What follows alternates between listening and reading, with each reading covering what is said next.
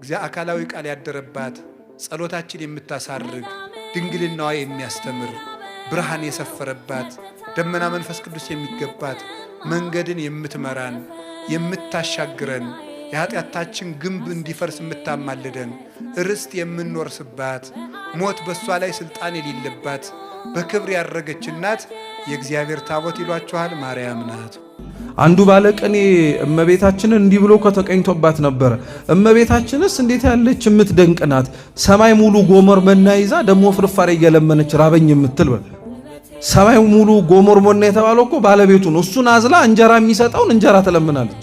ከእመቤታችን ከቅድስት ድንግል ማርያም በቀር የትህትና ውሃ ልክ ማነች? እስኪ ጥሩልኝ። ማን አለች? ሌሎች ጌታን ለመውለድ ሲዘጋጁ ገረዱ በሆንኩ እያለች የተመኘች ምኞቷ እንኳን ትሁት የሆነ ከእመቤታችን በቀር የትህትና እናት ማነች? ኧረ ቀረብ ብለው እዋት ባካችሁ። ለመናዋ ወርቅ ነው።